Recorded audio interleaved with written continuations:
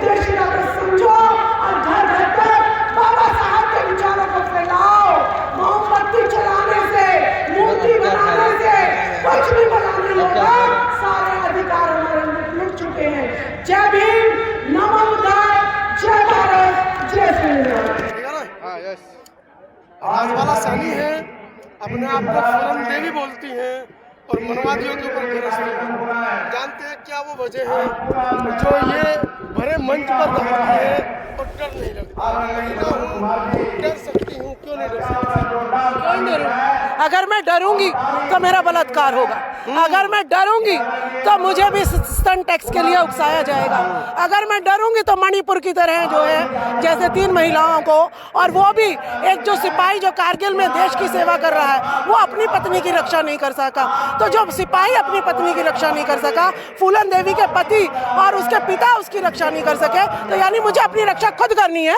तो मैं दहाड़ूंगी ताकि दहाड़ते ही लोग जो है डर के भाग जाए। जो बलात्कारी है, जो षड्यंत्रकारी है, ये बहुत डरपोक है। अगर जो सच्चे सत्य बोलता है वो उसके सामने बोल नहीं पाते। इसका उदाहरण ज्योतिबा फूले है, इसका उदाहरण बाबा साहब भीमराव अम्बेडकर है कि इतना इनका सब शासन प्रशासन होने के बावजूद भी बाबा साहब का कुछ नहीं उखाड़ सके। ये ज्योतिबा फूले का कुछ नहीं। बाबा साहब आपको और क्या चाहिए भाई? देखिए, बाबा साहब ने क्या कहा था कि अगर ईमानदार नेता होंगे तो संविधान 10 साल में लागू हो जाएगा। लेकिन जिस तरीके के हालात हमारे देश में, बेरोजगारी बढ़ रही है, हमारे देश में महंगाई बढ़ रही है, हमारे देश में धर्म के नाम पे चाकू छुरे चल रहे हैं, जिस तरीके से जो है शिक्षा का खात्मा हो रहा है, उस पर 18% GST लग रही है, तो ये हालात ये बता रहे हैं कि संविधान लागू नहीं हुआ बल्कि दफन होता हुआ चला जा रहा। वो अपना काम कर रहे हैं, वो अपना धर्म बढ़ा रहे हैं, आप अपना धर्म बढ़ाइए, किसने रोका है? देखिए, ये आपके हाथ में संविधान है, ये आजादी देता है। देखिए संविधान देता है, तभी मुझे घर घर जाके संविधान की विचार को रखना पड़ेगा। अगर हम संविधान का उद्देश्य भी पढ़ लेते हैं तो हम जो है भारत नाम सबसे पहले बच्चों को हर घर घर में भारत याद आ जाएगा। दूसरा, इसमें लिखा हुआ धर्मनिरपेक्ष कि इस देश को हिंदू राष्ट्र कोई नहीं बना सकता, क्योंकि बाबा साहब ने संविधान में लिख दिया है कि हर किसी की मर्जी है, वो कोई भी धर्म अपना सकता है। कौन बना रहा हिंदू राष्ट्र भाई, हमें पता तो चले।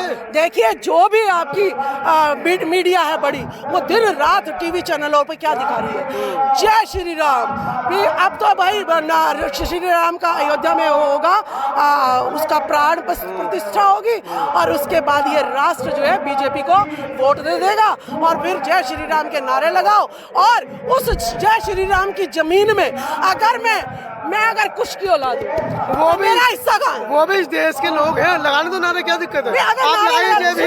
अगर नारे लगा रहे हैं वो पुजारी बन सकते हैं, तो मैं तो कुछ की औलाद हूँ, तो मेरे नाम की अयोध्या में जमीन दो। अरे भाई, चमड़ा काटे जूता बनाइए, आपका काम है। देखिए, उनका काम है जय श्री राम करना। देखिए, मेरा काम तो जिस दिन अगर मेरा संविधान लागू हो गया ना, तो मेरा काम उनके मुंह पे जूता मारना भी हो सकता है। जूता बनाना जानते हैं तो जूता मारना भी जानते हैं। सुधर जाओ, सुधर जाओ। अगर ये शिक्षा, देखिए, अगर हम जो है इतने भी शरीफ नहीं है, अगर हमारे सम्मान पे आ जाएगी तो फूलन देवी भी बनेगी, ठीक है। अगर शिक्षा पे आ जाएगी तो सावित्रीबाई फुले भी बनेगी। और अगर हमारे जो है भारत पे अगर आ जाए तो हम झलकारी बाई। मोदी जी से खासी नाराज लगती हैं आप? देखिए, मोदी जी ने तो इस देश का सर्वनाश कर दिया। हाँ, 10% आरक्षण, डंका बज रहा पूरे विश्व में डंका बज रहा है कि बिकाऊ मोदी मीडिया उनकी जेब में बैठी है। देखिए, केंद्र सरकार, कांग्रेस से पैसे खाए आपने, चुनाव आयोग सब जो है केंद्र सरकार की जेब में। कांग्रेस से पैसे खाए बुराई करने के। देखिए, कांग्रेस का तो मैं समर्थन ही नहीं कर रही। अगर राहुल गांधी आज काम करते, अगर इंदिरा जी जो है ओबीसी को आरक्षण देके जाती, तो क्या पता देश का ये जो है सिलसिला नहीं होता। तो मैं ना, राहुल गांधी 55 साल परिवार ने राज कर लिया, तो अगर ये सब कुछ कर जाते तो आज बीजेपी को मौका ना मिलता, जनता फटफट वोट ना देती। अब ईवीएम उनके हाथ में, शासन उनके हाथ में, प्रशासन। आपका समाज वोट देता है उनको, आपके समाज के नेता बिकाऊ हैं। देखिए, जिस तरीके से चंद्रयान चंद्रमा पे जाता है, लेकिन उसका जो कंट्रोलिंग पावर है नीचे धरती पे भारत के पास। तो ईवीएम तो एक छोटी सी मशीन है, ये ईवीएम कांग्रेस लेके आई थी, ईवीएम छोटी सी मशीन हार गए तो ईवीएम कह रहे हैं, जमीनी स्तर पर क्या काम है? सुनिए मेरी बात, जब डाटा को आप जो है तुरंत ही मशीन को हटा दो, दूसरी मशीन ला दो, डाटा का हेर बदल हो गया, ठीक है। तो एक ये बड़ा कारण है। दूसरा कारण है कि बाबा साहब के विचारों को हमने गलत घर घर नहीं पहुंचाया। बाबा साहब के विचारों को अगर घर घर पहुंचाते तो आज हमारी ये दशा नहीं होती। तो अपने महापुरुषों के विचारों को घर घर पहुंचाना ये हमारी जिम्मेवारी बनती। तो अब क्या करोगे आगे भाई? 2024 के चुनाव के बाद तो चुनाव ही नहीं होंगे देश में। अरे क्या बात करते हो आप, जब पूर्णतः मनुस्मृति लागू थी तब भी इस देश में संविधान बना, ठीक है। मैं तो कहती हूँ इन्हें थोड़ा सा हमारे पूर्वजों के जो कर्म किए हुए उसकी मलाई खाने को मिल गई, इनकी देही थोड़ा सा मसाला मांग रही है। जब थोड़ा सा शोषण और होगा ना इनके साथ तो यही उठ के जूते मारेंगे, ना वोट की जरूरत पड़ेगी ना तलवार की जरूरत पड़ेगी, यही खुद ही जो है इकट्ठे हुए और वो भाग गए। महिलाओं को इतने अधिकार दिए, घर से नहीं निकल रही।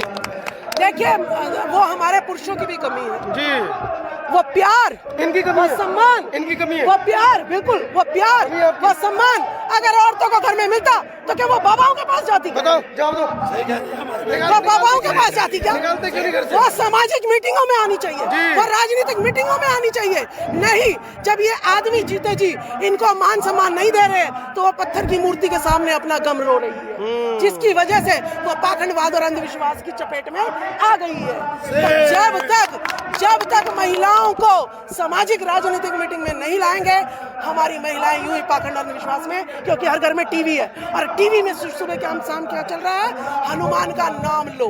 आपके पुरुषों के खिलाफ, अपने पुरुषों के खिलाफ भड़का रही हो आप महिलाओं को। देखिए मैं भड़का नहीं रही हूँ, जो गलत होगा वो गलत होगा और जो सही होगा वो सही, मैं भड़का नहीं रही हूँ। आज अगर आदमी भी पिट रहे हैं, बेरोजगारी सबसे ज्यादा आदमी पिट रहे हैं, शराब के नशे में इनको बेचारों को लिप्त किया हुआ है, ठीक है। दिहाड़ी इनको नहीं मिल रही, सारी जो नौकरियां थी सरकारी वो इनको ठेके पे दे दी, इनका खून जो है ठेकेदार चूस रहे, वो भी स्वर्ण जाति के ठेकेदार, ठीक है। और सरेआम कोई भी इनको मार के दफना जाता है। इतनी कमी बताओ। अगर औरतें अगर जाग जाएंगी इनको रोजगार भी मिलेगा, इनको गाली भी नहीं सहन करनी पड़ेगी और इनको जो है जब आदमी भी औरत भी कमाएगी तो इनके पर जो है घर की जिम्मेवारी आधी हो जाएगी और जो है ये घर का बच्चों में भी ध्यान देंगे और कमाएंगे भी, ऐसे ही औरत भी बच्चों पर ध्यान देगी और कमाएंगे। तो ये संतुलन जो है समाज में बनना बहुत जरूरी है। चलिए, धन्यवाद। ठीक है।